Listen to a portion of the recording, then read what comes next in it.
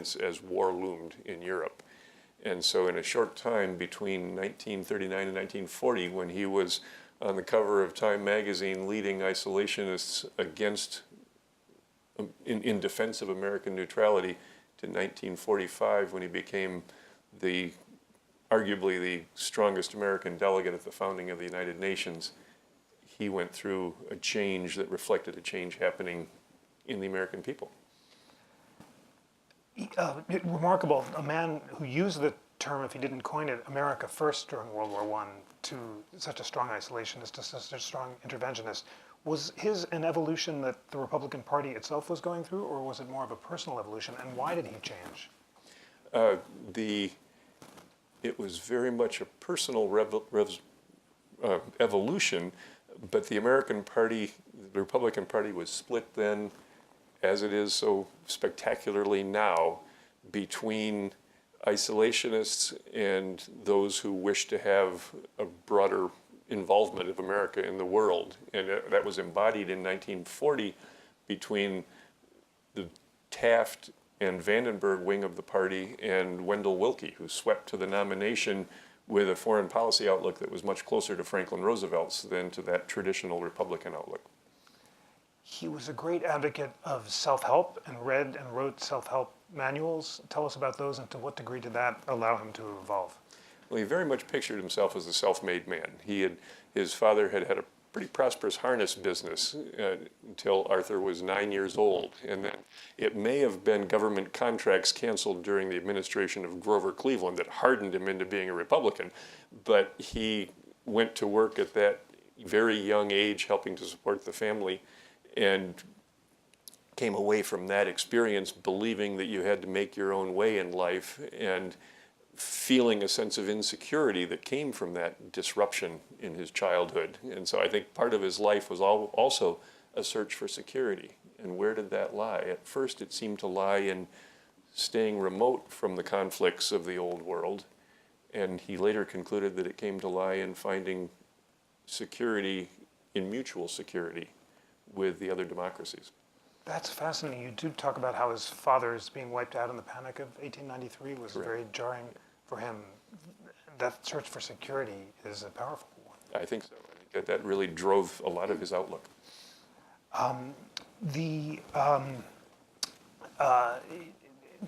Tell us about his journalism, because he was a powerful journalist, and that was around the time that he took over the paper. Yeah, absolutely. He became, at the age of 22, the editor of the Grand Rapids Herald, which was a medium-sized newspaper in a medium-sized town, very Republican, and then was editor of the Herald for the next 22 years until he went to Congress. And I think it's hard to picture today, where we have such fragmented media, how important those newspaper editors and publishers were. They were the source of news. They really had their own constituencies, practically, among their readers. And papers were generally partisan. His was a Democratic paper, or excuse me, a Republican paper, and he was sending his editorials to Washington, to Republicans he wanted to impress or influence. And so during the League of Nations debate in 1919, when Henry Cabot Lodge is leading the Republicans challenging ratification of the League of Nations covenant, Vandenberg is sending him his editorials. Lodge writes back and said, I like that line. I'm going to steal that line that says, unshared idealism is a menace. And so he's influencing and he is one of the first people to call for reservations to the League covenant, not to opposing American membership in the League, but to finding a compromise between other isolationists who said, we don't want to be involved at all. Anything we do with a world organization compromises our sovereignty. And what Woodrow Wilson came back from Versailles with was, he was trying to sell the American people, you will take it as I present it with no reservations and no compromises. Vandenberg's trying to find a middle way and influencing other Republican leaders to try to find a middle way. Never succeeded, of course, and the rejectionists prevailed, and we don't, in America, rejected the League of Nations. But he was then also writing speeches for Warren Harding in 1920, and Warren Harding's most important speech talking about Article 10, which was the controversial one in the League of Nations covenant, that calling for international cooperation. Vandenberg wrote Harding's speech and was really defining the American Republican foreign policy to a great degree as a young editor in Grand Rapids. It's remarkable how the Republican Party was split then between isolationists and interventionists. You've been kind enough to read the book I have coming out on William Howard Taft, and Taft, of course, was a strong supporter of the League of Nations and of world courts. There were isolationists on the other side. Why was Vandenberg, as an editor and later as a politician, able to find a middle ground? Why did public discourse allow the editor of a strongly Republican paper to seek moderation? I think moderation was his guide. He was very scared of political extremes, and so he was always looking for a way for first his party to come together, and then for the parties to come together for the good of the country. And so it was interesting after World War I, when Woodrow Wilson has his stroke while trying to sell the League of Nations to the American people, has to return to Washington. Taft and some of the other senior Republicans were, in this case William Howard Taft, were working hard to help Wilson secure ratification of the covenant. And so Vandenberg is trying to reconcile their opinions with Henry Cabot Lodge's opinions. And I think he was always animated by that desire to find a middle ground. And where did that come from? From Hamilton, from the founders, from his temperament? Well, you know the Constitution so much better than I do, Jeff, but I think the Constitution was an exercise in finding the middle ground. And that recognition that you were Hamilton and you had strongly held beliefs, but you had to negotiate with Jefferson and other people to secure a constitution and secure a country, I think that informed his outlook.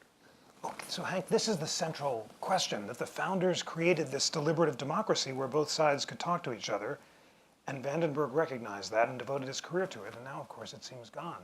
So we have to figure out together, teach us from Vandenberg, what was it about the Congress of his day that allowed him to reach out to Democrats, for example, during the court packing plan and to be bipartisan?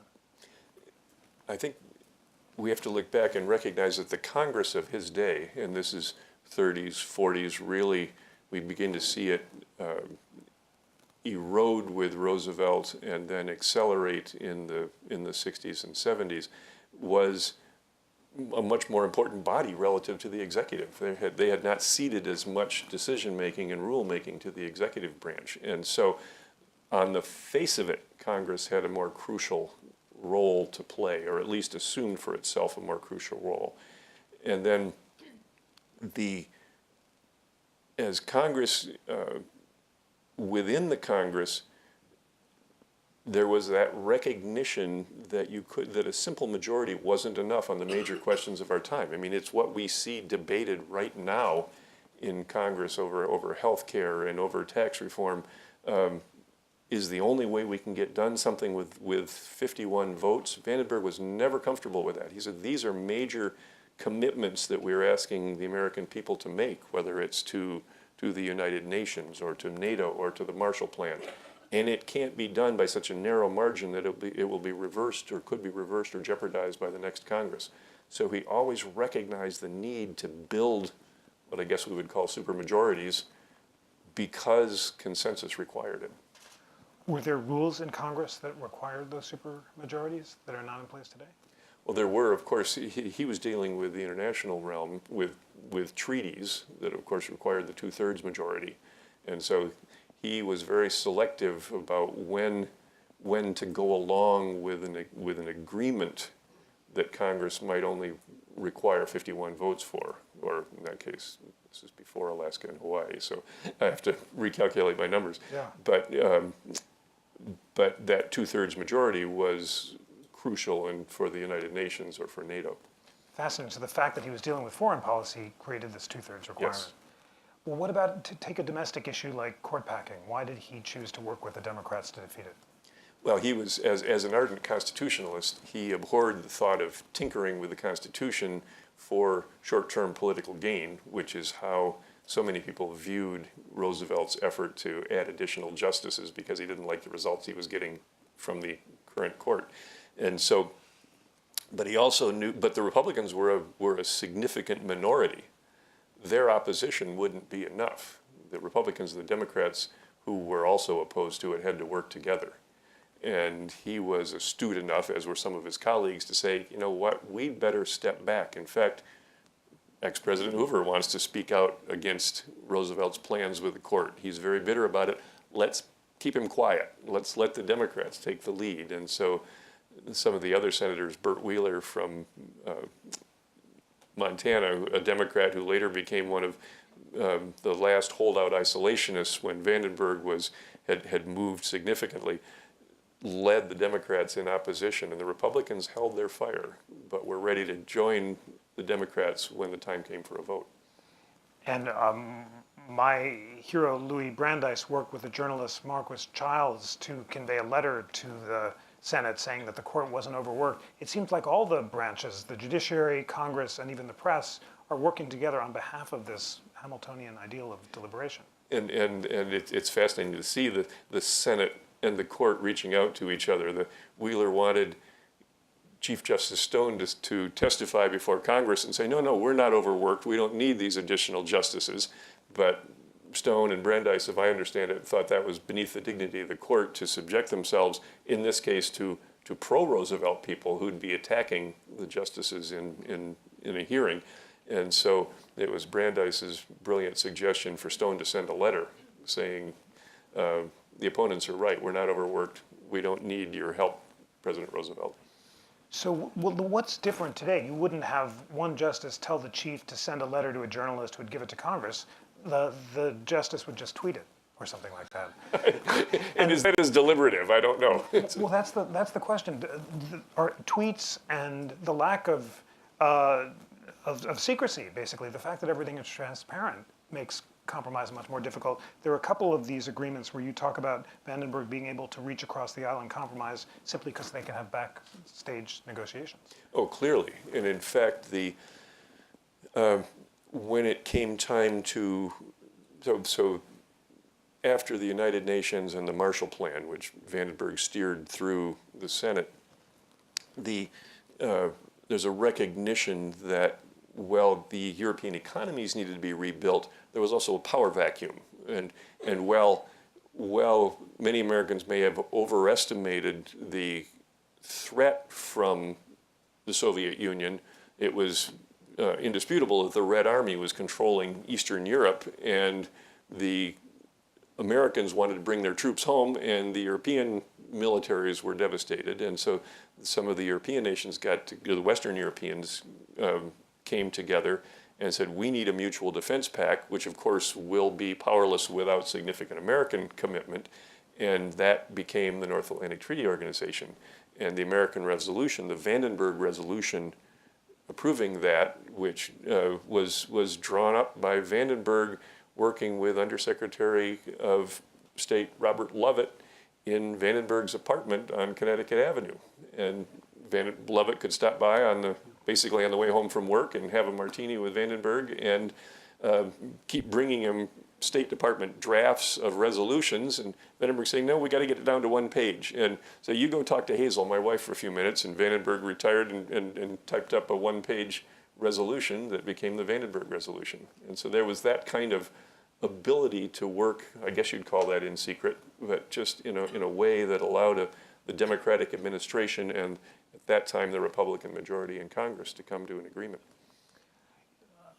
During this period, talking about the Soviet threat, Vandenberg used the phrase "the Iron Curtain" in public before Churchill did. This was classic. In the fall of 1945, Vandenberg is upset now. The war in Japan has just ended, and so the big question is, what is Russia up to? And the Iron Curtain was initially referring to the lack of press freedom and access so that the West could know what was happening in Russian-occupied Eastern Europe. And Vandenberg rises in the Senate to give what he calls his Iron Curtain speech. And this is in the days when each senatorial speech of significance, if the senator thought enough of it, he had special stationery printed up, and the envelope says the Iron Curtain speech. And he gives this speech saying what's going on behind this Iron Curtain. And his ally in many future negotiations, who was then Thomas Dewey's chief foreign policy advisor, was John Foster Dulles, later Eisenhower's Secretary of State. And Dulles writes to Vandenberg, and so Vandenberg gives his speech the same day that Eisenhower has just returned triumphantly from Europe with the end of the war, and there's a big parade and a lot of hoopla, and I think a spy ring was uncovered also, but there were other big news, and so Vandenberg's speech is totally neglected. And Dulles says to him, "Great speech, a lot of good stuff in there, particularly that ringing phrase. I think you've got a great coinage here. Too bad nobody heard, but I think the coinage will catch on." And then Churchill, who had used the phrase Iron Curtain in the UK in some of his conversations, it wasn't used in a public speech in the US until the spring of 1946 in Fulton, Missouri, when when Churchill, in Truman's presence, refers to the Iron Curtain. So there's about a 6-month lag there when Vandenberg could have used it for the first time, but it was totally forgotten. But there was no competing media attention when Churchill gave his speech.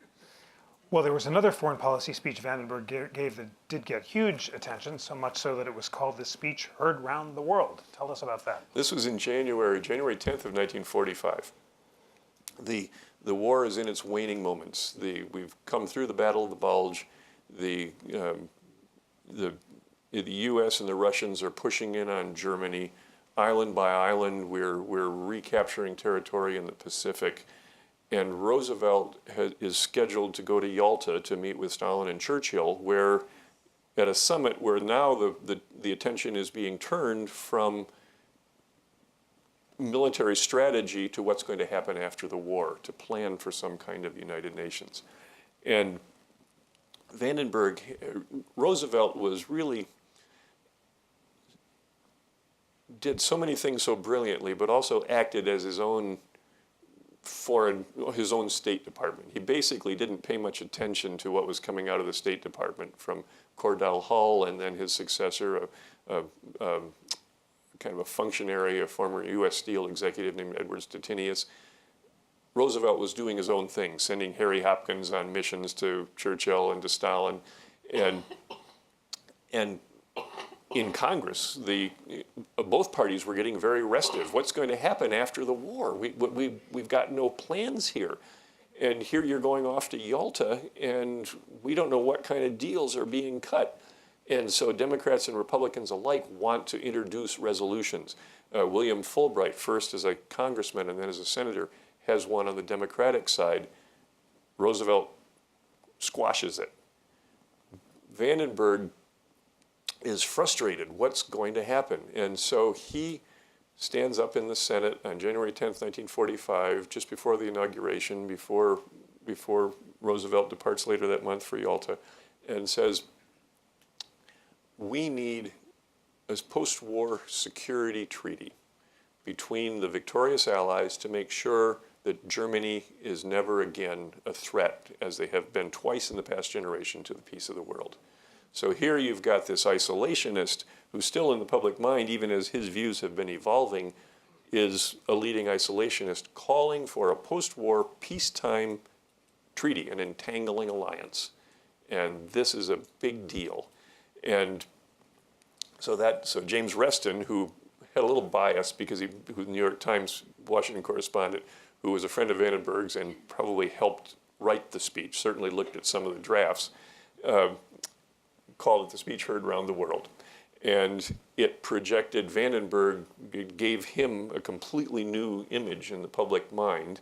And Roosevelt, sort of condescending and dismissive, didn't really pay much attention to it in public, But just before he left for Yalta, the State Department called up and said, we need 50 copies of the speech to bring with us to Yalta. And so that was Vandenberg coming out on the world stage. And what happened then was Roosevelt, who had viewed Vandenberg as a sometime rival and a rather bitter one at that, recognized that he could not avoid naming Vandenberg to the American delegation at the founding meeting of the United Nations that was coming up in the summer of 1945.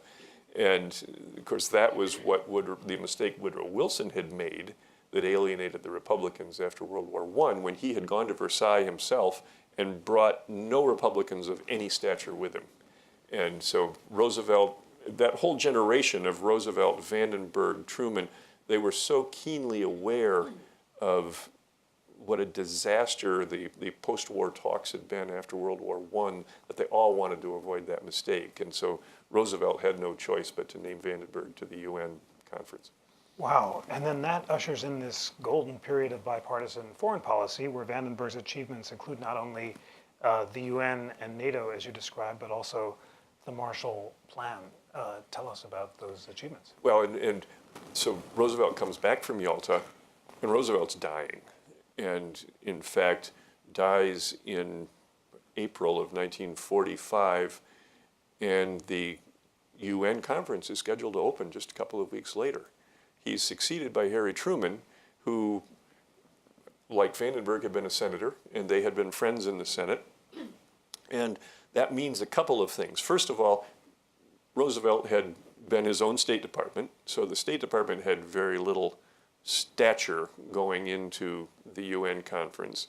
And then Truman, of course, famously had lunch once with Roosevelt in the, 7 or 8 months between the election and Roosevelt's death, so was really clueless on what was happening in the world, had not met any of the foreign leaders, had not been briefed on all the momentous policies that were being contemplated.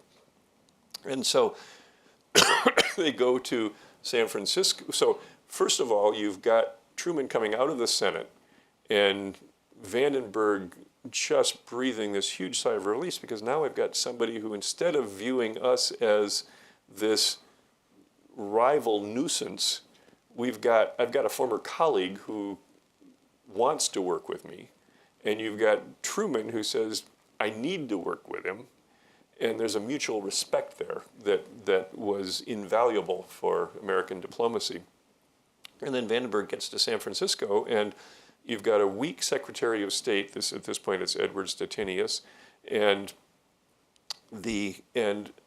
reporting to a president who is a decisive and well-meaning new executive, but a new executive and a neophyte in foreign policy. And so Vandenberg really emerges with advisors who include John Foster Dulles and Nelson Rockefeller as the leading American delegate to the UN conference, sitting across the room from Molotov and Gromyko in the penthouse at the Fairmont Hotel, figuring out what the United Nations is going to look like, sparring over the veto, sparring over language that might allow regional defense pacts like the Monroe Doctrine, but brings it back to the Senate with something he can sell. So how is it politically possible? During part of this period, Vandenberg himself was thinking of running for president. The Republicans have a huge defeat in the election of =48, and the Democrats take the House and Senate, and yet Vandenberg still seems able to endorse the Truman Doctrine and provide support with the Democrats. How was that possible? I think he had been taking responsibility for building many of the outlines of it. It's almost impossible to imagine today, but no sooner does Vandenberg and his counterpart, the Democrat with whom he alternated chairing the Foreign Relations Committee, Tom Connally of Texas, no sooner do they get back from the UN in the summer of '45 than Truman calls them up and says, hey, we're about to begin peace treaty negotiations with all the defeated allies, with Italy and Romania, and figuring out boundaries and reparations and things, and ultimately Germany, like that in Paris this fall. Will you go to Paris? And so Vandenberg and Connally go to Paris, and they're engaged again around a big round table negotiating post-war peace treaties. And then he's one of the delegates to the first United Nations General Assembly in London, where Eleanor Roosevelt is one of the other delegates, and Vandenberg and Eleanor had a very difficult relationship, both because Eleanor was always defending her husband when Vandenberg attacked him, and Vandenberg distrusted her socialistic tendencies. He always was a good Republican. He said you got to be social-minded but not socialist. And so, and in fact, one of her pet schemes was in combating poverty in Appalachia. She had talked about a planned community called Arthurdale, and one of its cottage industries was to make furniture. And so here you have the federal government going into the furniture business, and that was Vandenberg's hometown industry in Grand Rapids. So at so many levels, he and Eleanor didn't get along. And so, but they're on the ship together going over to London for the UN conference, and at the end of that, he says to a friend, I take back everything I've said about her, and it's been plenty. And she ends up trying to, begging him to stay on for the next UN General Assembly, and he said, I appreciate the work you're doing, but I got to get back to the Senate. So it was great to see these evolving relationships. Simply spending a lot of face-to-face time together on a boat seems to have made a difference. It did, and I should follow up. So he came back from there. Then he goes back to Paris again in the spring. In fact, he was for further post-war treaty talks. So he was engaged in diplomatic activity almost the entire year before he ran for re-election in 1946, just returning to Grand Rapids to vote, basically. And so that made him very invested in the foreign policy of the Truman administration, because he had been one of the creators of it in many ways.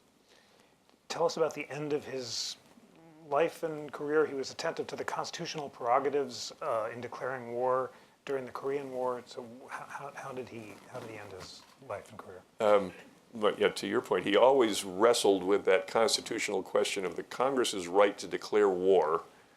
But when war suddenly erupts or is breaking out in an isolated way, and Korea was a primary case, there was never a declaration of war. And yet he wished that Truman had been able to consult with Congress more, but he also recognized the limitations when something is urgent and has to be done, of opening it up to congressional debate before a democracy can act. And he always struggled with that.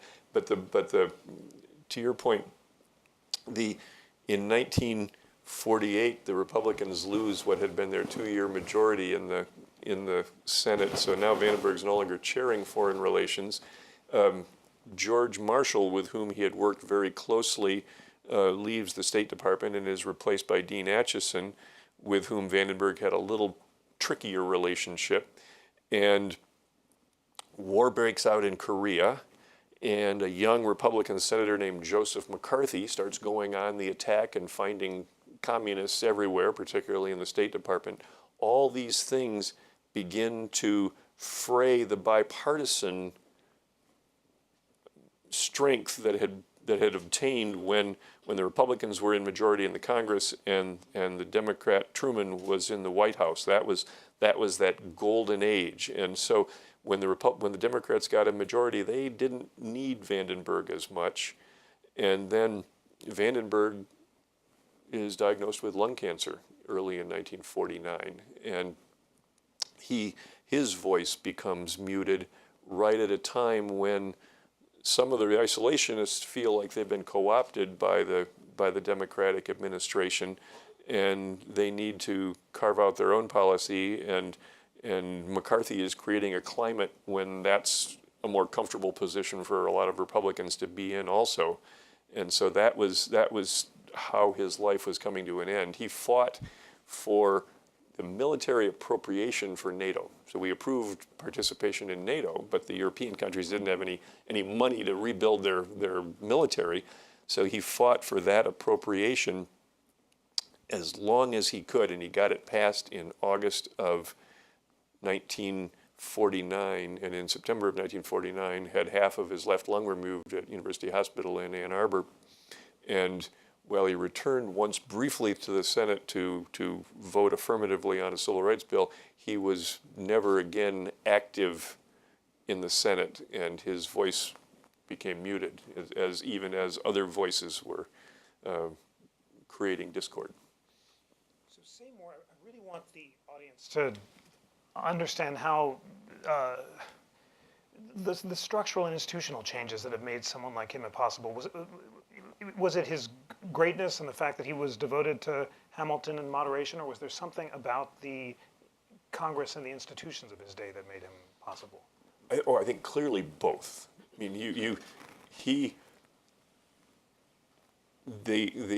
the legislative branch, there was more deference to the legislative branch. And so major senators were, I mean, maybe it's too strong to say household words, but were prominent figures in a way that they are much less so today. We tend to hear today about the leader and then certain outspoken members, but they don't carry the gravitas that they did then. Part of that is, I think, the Senate has both ceded, or the Congress has ceded, and the executive has assumed much more power for making rules, executive orders when you can't get legislation through. All of that tends to undermine the significance of the legislative role, I believe. And then Vandenberg was willing to step out and say, if there is an executive we can work with, it's my job to work with him. And I don't know that that's the animating spirit of the minority, or of the legislative branch when the opposing power is in the executive branch today. Let's think of other structural changes that have made that bipartisan spirit impossible.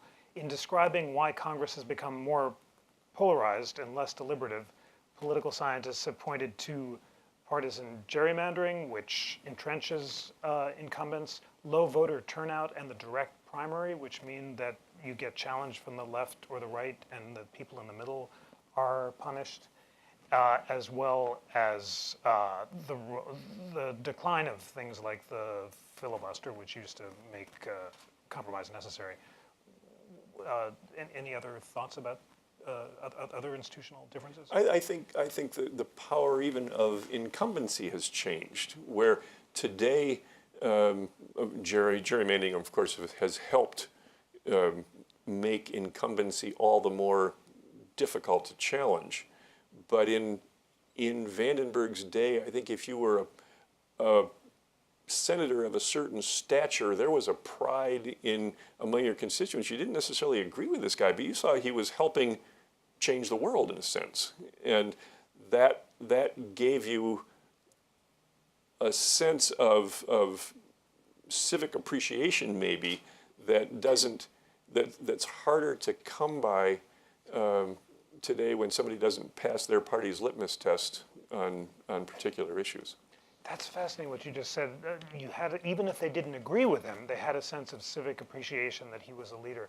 And that's the Madisonian ideal. Remember during the Liberty Medal, that incredibly moving moment when Joe Biden gave the medal to McCain, John McCain was talking about the ideal of representation as being enlightened representatives who would put the public interest above faction or party. And I'm trying to understand why it was that was possible then, as recently as Vandenberg's time, but is not now. Well, did we take more seriously the notion of a republic with a little r? I mean, yeah. that these were Republicans in that sense of I'm sending someone to Washington, and who I send is really important, not just because I've got a preconceived sense of how they're going to vote, but of that person as my representative. It seems very vague, but that's what it feels like. It's exactly right, and that's exactly what Madison and Hamilton say in the Federalist Papers is the ideal. They say we're not creating a direct democracy, we're creating a representative republic, and if we succumb to these populist forces, then everything will collapse. Yeah, and Vandenberg was so scared of populism, and one of the great, there was a Look magazine story on him in 1946, I think, and quoted one of his Senate colleagues that said, Van says the same thing that most Americans say, he just says it a little bit earlier. And there's a hint of genius in that kind of leadership, because he was no visionary. He was more the legislative engineer than an architect, but he wasn't so far out in front that he had difficulty pulling opinion along with him, but he didn't just go along with what the opinion was. He was just enough ahead of the curve that he could speak what people were beginning to think they thought. That's a great definition of leadership in a democratic It's very society. practical. It is very practical. Just a little bit ahead, nudges rather than That's right. leaps. In terms of his suspicion of populism, you quote Edward R. Murrow's eulogy to him.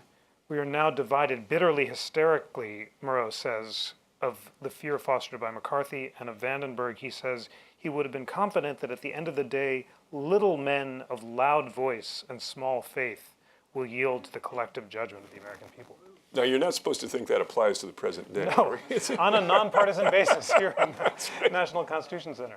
But why did he have that faith? Because I think he felt himself close enough to public opinion and thought of himself as a reasonable person, and that if other people, if Americans were thinking, they would arrive at the same place he did. And in fact, this place is not like, well, a generation from now they'll recognize what a genius I was. It's like they're almost with me, and so they're right behind me, and I think that's what that meant. It's almost as if he had the space to change his mind. He could be reasonable and reflect on the fact and change his mind, confident that with a little bit of nudging, the American people would come along with him. I think he did, and there may even have been a certain self-confidence there that said, he was a big fan of Emerson, and Emerson has his wonderful essay on self-reliance where he talks about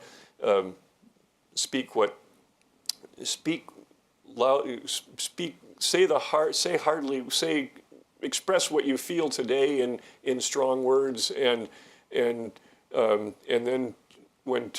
speak what you think tomorrow in hard words, even if it contradicts everything you think today. In other words, I think we like to have our politicians be principled and consistent. And Vandenberg was anything but consistent, but neither is life. And so he was ready to say, circumstances have changed, I got to change with them. And that seems so obvious and so much what we would like in a public figure. And yet it seems like a very elusive quality. Yes, indeed, yes. And we're standing here, look, we're looking at Independence Hall over there, that place where all of that compromise happened and all of the deliberation happened. And you need to teach us, if you could change one thing in American politics today to make a Vandenberg possible, what would it be? Well, I guess you would have a recognition at both ends of Pennsylvania Avenue that you really only accomplish something of lasting value if you sit down together and hash it out. And so, I mean, this is a very nonpartisan observation, but you need to have people at either end willing to recognize that compromise isn't a bad word. In fact, it's an art form. And it is the art form that is behind the genius of America. And it's the art form that is absolutely required to get the big things done. But is it just the people? We had, in the last administration, for example, a president and a chief justice of the Supreme Court who both talked about the need for bipartisan compromise and legitimacy, but they found in practice it was harder to achieve than they expected because the institutions had become so polarized. So I'm asking you a lot. I'm asking you to solve the problem of American democracy, but how? I look to you for that, No, Jeff. no, absolutely. Well, we'll figure it out what the audience has helped because there's some really good questions. But what institutional changes could make that possible again? Certainly, if the what was the great statement in a democracy, the election should be certain, but the outcome uncertain. Where in a a totalitarian regime, the election's uncertain, but the outcome is certain, or something like that. Well, we have too many elections where the outcome is certain, Yeah. and certainly gerrymandering is a part of that. Yeah. So that people aren't motivated to deliver results in the same way, because they don't really have to go home to their constituents and make an argument that, look what I've accomplished. They just have to avoid being pilloried for doing something that their base doesn't approve of. So that certainly is a big piece of it. You have to have an executive willing to acknowledge the role that Congress plays in representing the American people. And so, while we can struggle with that today, I mean, throughout history, bipartisanship didn't flourish between the executive and the legislature in the New Deal. Roosevelt had a preponderant majority and was brilliant at so many things, and I don't say it as and nobody else perhaps could have played the brilliant role he did in leading us in World War II. And so this is, but he disdained Congress, and as long as he had big majorities, he could push through pretty much any domestic measure he wanted in the first New Deal, and it turned out more difficult in the second New Deal. And of course, the courts played a big role in how some of that was viewed. But he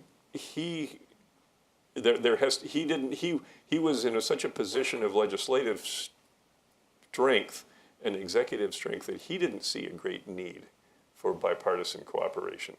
So you have to have enough of a balance in the government that that both sides, both parties and both branches see the need to work together. That's a crucial and important and constructive point, that if you're not guaranteed of re-election by playing to your base, but have to win over people of different perspectives, that creates an incentive to. And that has generally been the case throughout our history, which is why it's functioned reasonably well. Questions from the audience, and then we'll. I've got some more questions for you too. There's some great ones here. After Vandenberg, Republicans became more internationalist. Democrats became more isolationist. Now both parties appear to be more isolationist. Republicans, America's first. Democrats, no more free trade, anti-NAFTA, and anti-TPP. What happened? Well, it's interesting. With the Democrats, were traditionally the party of freer trade, because the Republicans, they could invoke Hamilton and say protective tariffs, which of course were useful in the initial in the early years of building an industrial economy in the United States, but much less attractive in a world order where the United States is the great economic engine and needs trading partners. But the Republicans had that lingering bias, and then the Democrats were the party of free trade because they didn't want to be. Of course, a lot of people know early history a lot better than I do, but they were in many cases the agrarian party and the Southern party, and they didn't want to be. They wanted to be able to buy goods at competitive prices and not be dependent on paying the prices to support the buildup of New England manufacturers. So you had that historical context, which I think the Republicans changed as they became a party representing business interests, certainly, who saw more value in global trade and more open economic relations. The Democrats, so the Democrats became more isolationist. Was that in reaction to, did that agrarian model become a more populist model that made you more suspicious of international agreements that would seem to benefit business, but that didn't have any obvious benefit, and in fact in recent days could be seen as, by some lights, as more of a threat to what had been the economic order. And so I suppose that would account for some of that evolution. That was extremely well analyzed. Did think tanks play a role in Vandenberg's career? Think tanks study, know more about reform, tax, health, immigration. Were there hearings in Vandenberg's experience? That's a great question. Well, two things. Brookings Institution was the early think tank, and Brookings people helped supply. Well, so there's everybody agrees after World War II, European economies are devastated. People are starving. Winter is harsh. Just there's chaos. What's going to happen? Communist parties are showing strength in France and Italy, and may thrive on benefit from that chaos. So the Western Europeans need economic help. The United States sees it's in our interest to help, and so State Department comes up with the Marshall Plan. Marshall gets together with Vandenberg and said, "How are we going to put this thing through the Senate?" And Vandenberg, being a good Republican, blanches at first and says, this is way too expensive.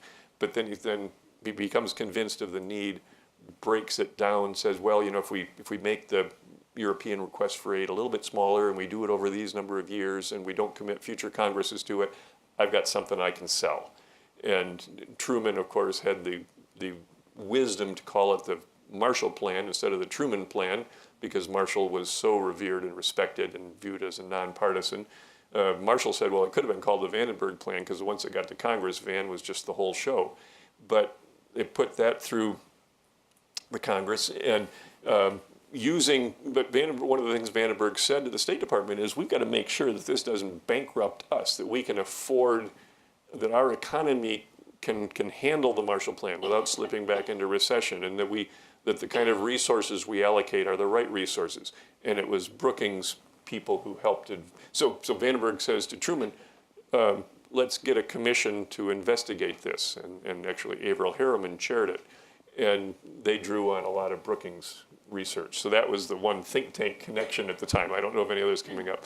But the question on hearings, again, we talk about sometimes the lack of hearings today. The Marshall Plan hearings, I think, probably are still the most exhaustive hearings that were ever held in the Senate or perhaps in Congress.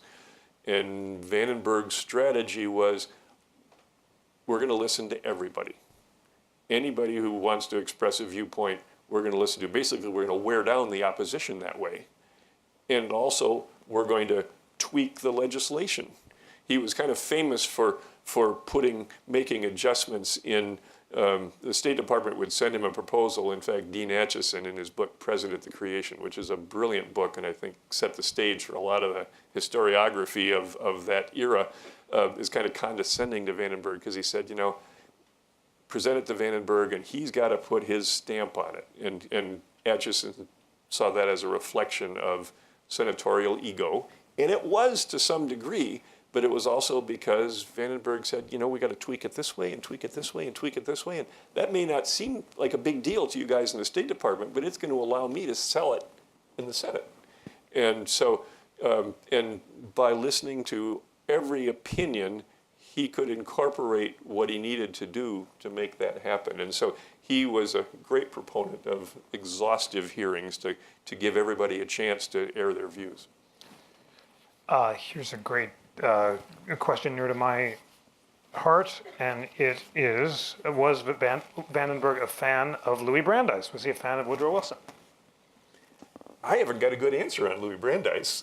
There wasn't a lot of interaction there. Wilson was fascinating because as a young editor, even though it was a different party, he was caught up in, one of the challenges that people talk about with a democracy is, it used to be when you had kings in Europe and they went to war, there was no great ideology involved. They were battling over turf for all kinds of reasons. But in a democracy, when we go to war, we seem to feel the need to give it that moral layer that that demonizes the enemy and makes us always the good guy.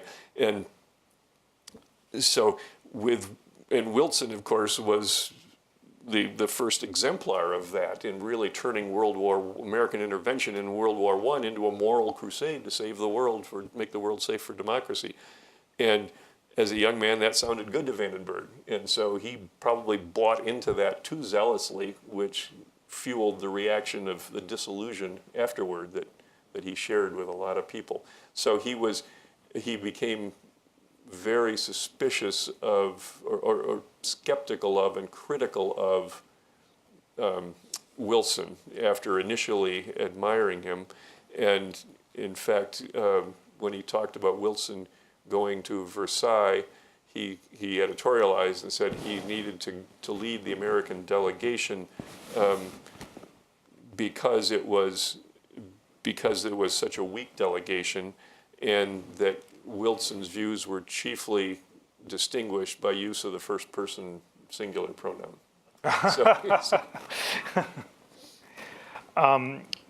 Lots of great questions about Vandenberg's relationships, and here's another one. How did Vandenberg's shift to internationalism influence his relationship with Robert Taft, and what influence, if any, did he have on Eisenhower's foreign policy? Vandenberg and Taft had a really interesting relationship. They were the two Republican giants in the Senate and basically deferred to one another, with Taft saying, Van's in the lead on foreign policy and Taft is in the lead on domestic policy. And so that deference generally held to get things done. It began to fray with some of Taft's reservations about the scope of the Marshall Plan and the degree of commitment to NATO. But that was kind of their division of labor. And it was interesting because, Taft later became minority leader, but neither one was the leader. They were calling the shots, and they had committee chairmanships, but that really counted for more than Senate leader. Really wasn't nearly as important a position as it is today. Two more questions. Why would original NATO creation be powerless without the U.S.? Because without the U.S., you had collapsed economies and devastated militaries, and so that NATO without the U.S. would have been France, the Netherlands, Belgium, Luxembourg, and later Britain. And compared to the Red Army sitting in Poland and down to Yugoslavia, they were no match. If without the U.S., had Stalin been inclined, there really would have been nothing to stop him from moving west. Now, that would have been very costly for him, and he had a hard enough time containing the occupied territories he was always in. He was already in, but you wouldn't have had either the American nuclear deterrent, which had just come into existence then, nor the military strength, the conventional strength to really protect those countries should something happen. Well, this last question is a perfect opportunity for some closing thoughts about the significance of Van, and it is, how and why did Vandenberg sink into obscurity, and why is it important for Americans to remember his example today? He never got to, he'd been a newspaper man. He wanted to write his memoir. He didn't live to do that. He died while he was still in office. So he didn't get to he didn't get to write his own record.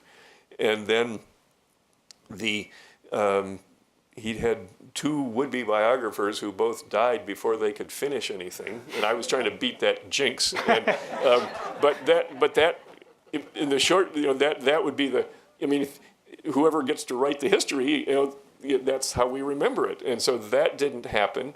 And then even in his hometown, where he was a mentor to the young congressman who became President Ford, things that were going to be named for him got named for President Ford.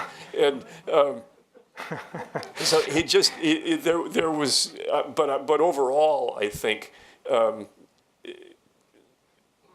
I would say Dean Acheson's memoir is so brilliant, and it gave him a lesser role. And if you're not of presidential stature, and you don't have anybody writing your biography, it's pretty easy to slip into obscurity. Well, then, just to restate the final bit, why is it important for Americans to remember him, and what do you hope that the audience will take from reading this inspiring biography? I think we have to remember where we came from as a nation, and that was a conception of government where people of differing opinions found ways to work together. And he gives us some of the greatest examples of how to do that, of how to be a partisan. I mean, he was never not a Republican, and a reasonably conservative one at that, but who recognized that two things. One, that he firmly believed that we speak with one voice as a nation to be effective in the world, and that and so the other countries need to know that they can trust what they negotiate with the United States. So his famous dictum that politics stop at the water's edge.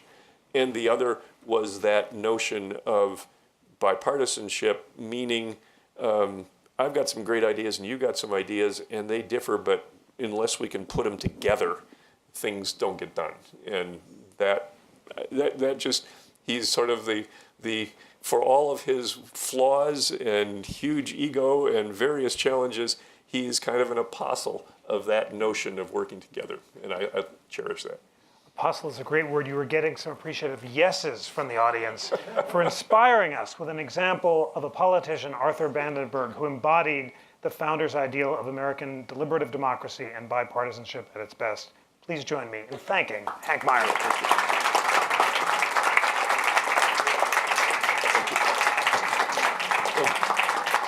Let me introduce you to his granddaughter, who I see. That'd be a great honor. Yeah.